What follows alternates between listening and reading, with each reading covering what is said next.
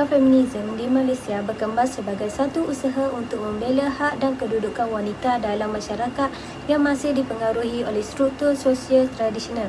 Tujuan utama ialah memastikan wanita diberikan peluang yang adil dalam pendidikan, pekerjaan, kepimpinan dan kehidupan berkeluarga.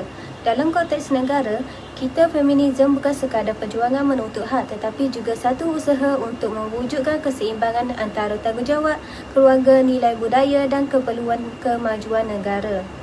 Walaupun Malaysia semakin maju, masih wujud pelbagai cabaran seperti kemiskinan, jurang pendidikan dan peluang pekerjaan yang tidak seimbang. Ada wanita yang masih terhalang untuk menyambung pelajaran, mempunyai gaji lebih rendah berbanding lelaki atau kurang diberi ruang dalam membuat keputusan penting. Keadaan ini menunjukkan bahawa isu jantina masih relevan dan perlu diberi perhatian serius. Apabila wanita diberi peluang yang sama, mereka bukan sahaja dapat meningkatkan taraf hidup diri sendiri tetapi juga membantu keluarga dan menyumbang kepada kemajuan negara. Pada masa yang sama, sebahagian pihak berpendapat bahawa untuk membina masyarakat yang benar-benar adil, masalah asas seperti kemiskinan, kemudaran dan jurang kelas perlu ditangani terlebih dahulu. Namun begitu, memperkasakan wanita sebenarnya merupakan sebahagian daripada penyelesaian kepada masalah tersebut.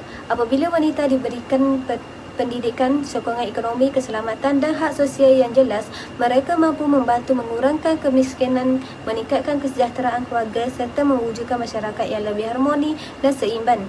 Oleh itu, gerakan feminisme di Malaysia perlu difahami sebagai usaha bersama bukan untuk menekan lelaki, tetapi untuk membina masyarakat yang menghargai keadilan, kesesamaan dan peluang yang sama untuk semua. Assalamualaikum dan salam sejahtera. Dalam bahagian ini, saya akan membentangkan isu dan perbincangan yang memfokuskan kepada isu ketaksamarataan gender serta keganasan dan hak wanita. Pertama, isu ketaksamarataan gender. Isu ini merujuk kepada perjuangan untuk memastikan wanita mendapat hak yang setaraf dengan lelaki dalam semua aspek kehidupan. Ini termasuk peluang ekonomi, pendidikan serta penglibatan dalam kepimpinan dan politik. Dalam perbincangan isu ini, terdapat beberapa masalah utama yang sering berlaku. Antaranya ialah jurang gaji antara lelaki dan wanita, di mana wanita sering dibayar lebih rendah walaupun melakukan kerja yang sama. Selain itu, peluang kenaikan pangkat yang tidak seimbang juga menjadi cabaran, di mana wanita kurang diberi peluang memegang jawatan yang tinggi. Diskriminasi di tempat kerja juga masih berlaku, sama ada secara terang-terangan atau tersirat. Seterusnya, isu keganasan dan hak wanita.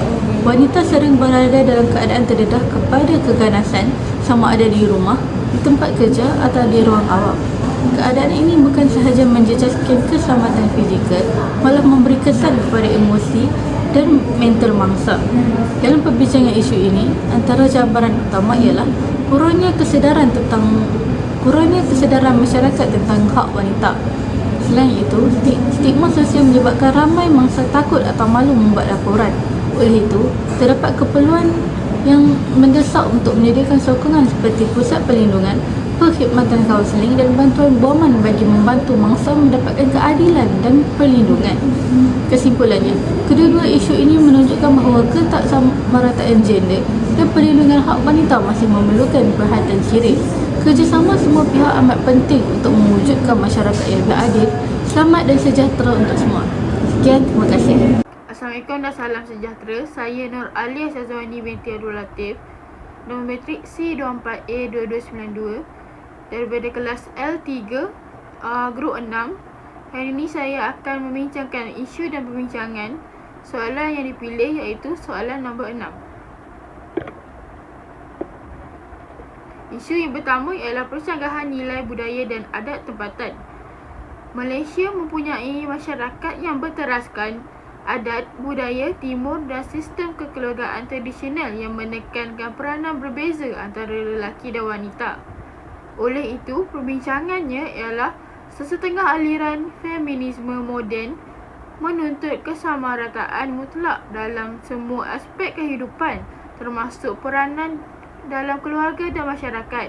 Tuntutan ini boleh dilihat bercanggah dengan nilai tradisional seperti konsep ketua keluarga, peranan ibu dan struktur kekeluargaan. Akibatnya, konflik antara generasi dan ketegangan budaya boleh berlaku, sekaligus akan mengganggu keharmonian sosial budaya.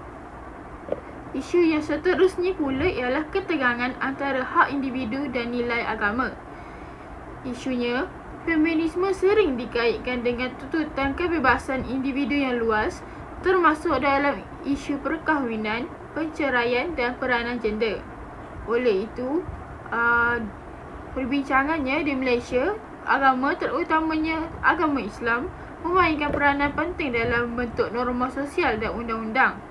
Tafsiran feminisme yang bercanggah dengan prinsip agama mencetuskan ketegangan antara kelompok progresif dan konservatif sekaligus menimbulkan perpecahan sosial dan polemik yang berpanjangan yang boleh menjejaskan kestabilan masyarakat.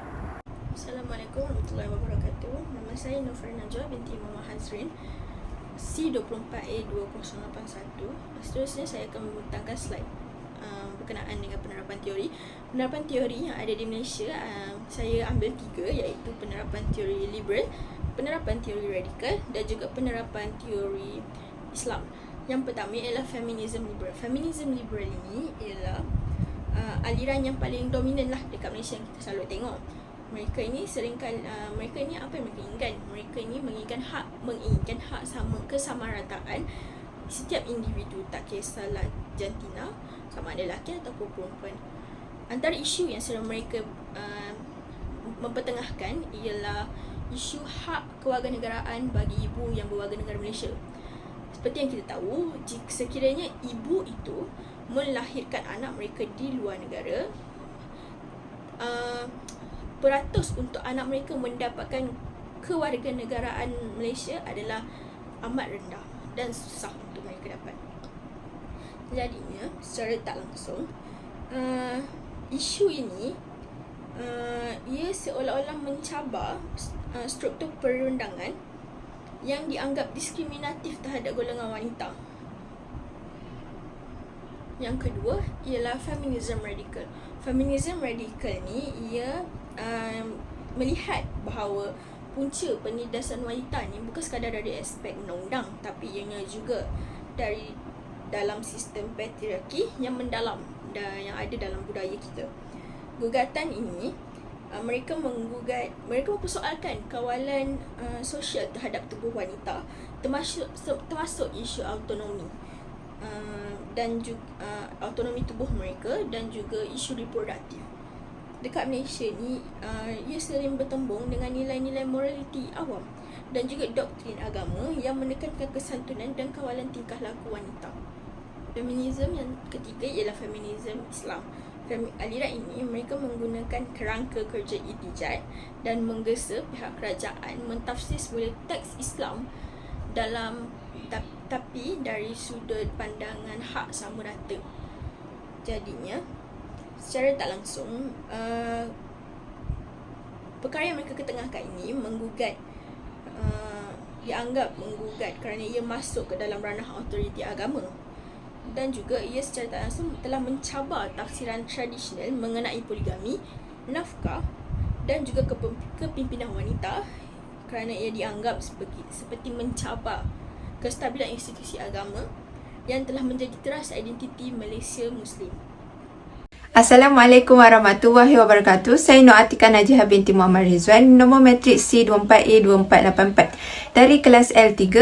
Seterusnya, saya akan mengemukakan 3 carangan sebagai anggota masyarakat untuk mengatasi feminisme di negara Malaysia. Yang pertama adalah penggunaan media dalam menyampaikan maklumat.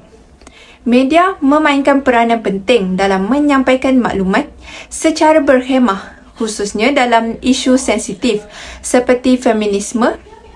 Media massa dan media sosial perlu menapis serta menilai kandungan yang disiarkan agar tidak mengandungi unsur provokatif, mengelirukan yang boleh menimbulkan salah faham dalam masyarakat.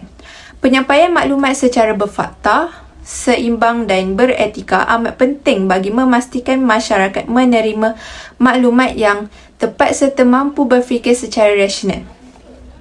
Selain itu, media juga bertanggungjawab membentuk persepsi awam yang positif dan dengan menggalakkan perbincangan sihat dan konstruktif. Dengan melaksanakan tanggungjawab ini secara berkesan, media dapat membantu mengekalkan keharmonian sosial budaya dan mengelakkan berlakunya konflik atau perpecahan dalam kalangan masyarakat. Yang kedua adalah memperkukuhkan institusi keluarga. Memperkukuh institusi keluarga ini adalah amat penting kerana keluarga merupakan medium awal dalam mendidik kefahaman tentang peranan dan tanggungjawab sesuatu gender. Melalui didikan yang betul, nilai saling menghormati dan kerjasama dapat dipupuk dalam kalangan ahli keluarga. Contohnya, ibu bapa dapat mendidik anak lelaki dan perempuan untuk sama-sama terlibat dalam kerja rumah tanpa membezakan jantina. Institusi keluarga juga yang kukuh berperanan sebagai benteng untuk menakis pengaruh negatif ideologi ekstrim sekaligus membentuk individu yang seimbang dan masyarakat yang harmoni. Yang ketiga, dialog terbuka antara pihak berkepentingan. Dialog terbuka antara pihak berkepentingan ini adalah sangat penting, ia seperti kerajaan, pertubuhan wanita, badan agama dan masyarakat. Dalam memastikan keharmonian sosial dapat dikekalkan. Melalui dialog yang berterusan, setiap pihak berpeluang menyuarakan pandangannya, kebimbangan dan cadangan secara terbuka serta saling menghormati perbezaan. Perbincangan yang dijalankan dalam suasana harmoni dapat mengelakkan salah faham, mengurangkan prasangka dan seterusnya mencegah berlakunya polarisasi dalam masyarakat. Selain itu, dialog juga membantu semua pihak mengenal pasti titik persamaan dan nilai bersama yang boleh dijadikan asas untuk bekerjasama. Dengan cara ini, keputusan dan dasar yang dirangka akan lebih inklusif, adil dan berorientasikan kepentingan bersama sekaligus memperkukuh perpaduan serta kesejahteraan masyarakat secara keseluruhan. Selamat sejahtera. Nama saya Syamina Anapropa Sandra Prakash dengan nombor matrik C24A2261. Dalam sebuah negara demokrasi seperti Malaysia yang kaya dengan kepelbagaian agama dan budaya, pengubahan dasar awam berkaitan gender perlu berteraskan nilai tempatan. Walaupun demokrasi memberi ruang kepada feminisme mempengaruhi dasar awam, cabaran timbul apabila kerangka feminisme barat yang bersifat individualistik dan sekular diaplikasikan tanpa penyesuaian dengan konteks masyarakat tempatan. Pendekatan ini boleh mencetuskan konflik norma, terutamanya dalam isu peranan jantina, institusi keluarga dan adat resam. Akibatnya, masyarakat mungkin berasa keliru terhadap nilai yang ingin mempertahankan, sekaligus menggugah keharmonian sosial budaya. Oleh itu, dasar awam berkaitan gender perlu selari dengan perlembagaan, persekutuan, rukun negara dan prinsip kesederhanaan yang menjadi asas masyarakat Malaysia. Pendekatan ini bukan menafikan hak wanita, sebaliknya memastikan perlindungan hak dilaksanakan secara seimbang dan realistik. Selain itu, pemerkasaan wanita tidak seharusnya dibingkai secara ideologikal dan konfrontasi. Pendekatan sedemikian mudah mewujudkan konflik antara jantina serta menjejaskan penerimaan masyarakat terhadap usaha keadilan gender. Sebaliknya, pemerkasaan wanita secara fungsional lebih berkesan kerana ia memberi tumpuan kepada penyelesaian isu sebenar yang dihadapi wanita. Pemerkasaan fungsional merangkumi akses kepada pendidikan, peluang ekonomi, keselamatan kesihatan dan kebajikan sosial. Pendekatan ini menekankan kerjasama antara lelaki dan wanita sebagai rakan pembangunan, bukan sebagai pesaing. Kesimpulannya, dasar awam berteraskan nilai tempatan dan pemerkasaan wanita secara fungsional mampu melindungi hak wanita secara berkesan sambil mengekalkan keharmonian sosial dan identiti masyarakat Malaysia. Sekian, terima kasih. Pendidikan sivik dan etika sosial bertujuan melahirkan warga negara yang berilmu, berdisiplin serta bertanggungjawab terhadap diri, keluarga dan masyarakat. Antara isu penting yang dibincangkan dalam mata pelajaran ini ialah ketaksamaan gender. Dalam konteks ini, feminisme muncul sebagai gerakan yang memperjuangkan hak dan keadilan untuk wanita supaya mereka tidak dipinggirkan dalam aspek pendidikan, pekerjaan, politik dan kesejahteraan sosial. Secara asasnya, feminisme menolak segala bentuk diskriminasi yang merendahkan martabat wanita. Contohnya, wanita berhak mendapat peluang belajar setinggi-tingginya, memegang jawatan kepimpinan dan dilindungi daripada keganasan serta gangguan seksual. Perkara-perkara ini selari dengan nilai yang ditekankan dalam pendidikan sivik, iaitu menghormati hak asasi dan menegakkan keadilan untuk semua. Namun begitu, jika gerakan feminisme disalah tafsir, ia boleh menimbulkan cabaran kepada kestabilan sosial budaya Malaysia. Malaysia ialah negara yang berbilang kaum dan agama serta mempunyai tradisi kekeluargaan yang kuat. Apabila idea feminisme yang terlalu radikal disebarkan, ada kemungkinan masyarakat mula melihat hubungan antara lelaki dan wanita sebagai pertandingan kuasa. Bukan lagi kerjasama. Keadaan ini boleh menimbulkan perselingkuhan, salah faham dan perpecahan antara generasi. Selain itu, ada juga individu yang menyalahguna nama feminisme untuk menolak sepenuhnya peranan keluarga, adat dan tanggungjawab sosial. Sikap sebegini bertentangan dengan nilai dan tempatan yang menekankan hormat, kesederhanaan dan kehormatian. Jika tidak dikawal, ia boleh melemahkan institusi kekeluargaan yang sebenarnya menjadi asas kestabilan masyarakat. Dalam sistem demokrasi pula, isu feminisme kadang-kala dipolitikkan. Ada pihak menggunakan isu gender untuk meraihkan sokongan atau menyerang pihak lain. Perdebatan menjadi panas beremosi dan tidak berlandaskan fakta. Akhirnya masyarakat berbahagi kepada kumpulan yang saling menentang sekaligus menjejaskan perpaduan negara. Walau bagaimanapun, ancaman ini bukan berpunca daripada feminisme semata-mata, tetapi daripada cara ia difahami dan dilaksanakan. Di sinilah pentingnya pendidikan sivik dan etika sosial. Melalui pendidikan, masyarakat diajar menilai isu gender secara kritis, beradab dan berlandaskan nilai budaya serta agama. Lelaki dan wanita perlu dilihat sebagai rakan sejajar yang saling melengkapi, bukannya musuh. Kesimpulannya, feminisme merupakan gerakan penting untuk menangani ketaksamarataan gender. Namun, jika dibawa secara ekstrim dan tanpa pertimbangan konteks Malaysia, ia boleh mengganggu kestabilan sosial budaya. Oleh itu, pendekatan yang seimbang melalui pendidikan, dialog hormat dan tanggungjawab amat diperlukan supaya keadilan gender tercapai, sementara keharmonian masyarakat tetap terpelihara. Feminisme bertujuan memperjuangkan hak wanita dan menangani ketaksamarataan gender. Namun jika disalah tafsir atau dipolitikkan tanpa penyesuaian konteks tempatan, ia boleh menjejaskan keharmonian sosial budaya. Oleh itu, pendekatan berteraskan nilai budaya, agama dan dialog beradab perlu diutamakan bagi mengekalkan kestabilan masyarakat. Sebagai kesimpulan, feminisme memang bertujuan melindungi hak wanita, namun penerapan tanpa penyesuaian konteks tempatan boleh mencetuskan konflik budaya dan polarisasi sosial. Oleh itu, kefahaman beretika dan dasar berteraskan nilai Malaysia amat penting bagi mengekalkan kestabilan sosial budaya.